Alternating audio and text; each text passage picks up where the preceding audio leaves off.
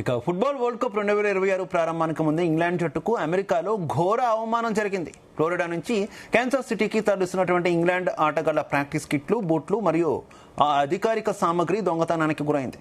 అయితే అమెరికన్ పోలీసులు గంటల్లోనే చోరీ చేసిన సామగ్రిని రికవరీ చేశారు. 2 నిందితులను అరెస్ట్ చేశారు. ఇంగ్లాండ్ ప్లేయర్ల సామగ్రిని ఎత్తుకెళ్లడం ప్రపంచవ్యాప్తంగా చర్చనీయాంశంగా మారింది. ప్రపంచ కప్ టైటిల్ ఫేవరెట్లలో ఒకటైన ఇంగ్లాండ్ జట్టుకు ఊహించని షాక్ తగిలింది. తమ మొదటి మ్యాచ్కు ముందే ఇంగ్లాండ్ ప్లేయర్ల సామగ్రి దొంగతనానికి గురైంది. ఇంగ్లాండ్ జట్టు ఫ్లోరిడాలో తమ ప్రీ టోర్నమెంట్ క్యాంపును ముగించుకొని తదుపరి ప్రాక్టీస్ కోసం కాన్సాస్ సిటీకి ప్రయాణమైంది.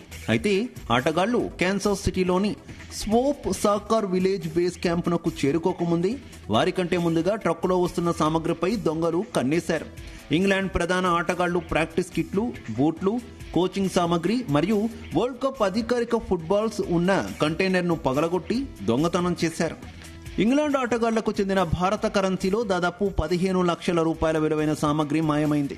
ఇందులో ప్లేయర్ల సంతకాలు చేసిన జాతీయ జెర్సీలు, గోల్ కీపర్ గ్లోవ్స్ మరియు ఇతర ముఖ్యమైన పరికరాలు ఉన్నాయి. కొత్త మేనేజర్ థామస్ ట్యూచెల్ నేతృత్వంలో బుధవారం క్రొయేషియాలో జరగబోయేటటువంటి కీలకమైన మొదటి మ్యాచ్కు సిద్ధమవుతున్న ఇంగ్లాండ్కు ఈ ఘటన తీవ్ర కలవరపాటుకు గురి చేసింది. ఇంగ్లాండ్ అభిమానులకు ఊరటనిచ్చేలా కాన్సాస్ సిటీ స్థానిక పోలీసులు రంగంలోకి దిగి కేవలం కొన్ని గంటల్లోనే దొంగలను పట్టుకున్నారు. చోరీ చేసిన సామగ్రిని రికవరీ చేశారు. టెక్సాస్కు చెందిన 2 అనుమానితులను అరెస్ట్ చేసి జైలుకు తరలించారు. అయితే మ్యాచ్కు అవసరమైన అత్యంత కీలకమైన వస్తువులేవి పోకపోవడంతో ఇంగ్లాండ్ జట్టు పూర్తిస్థాయి ప్రాక్టీస్ను యథావిధిగా ప్రారంభించింది.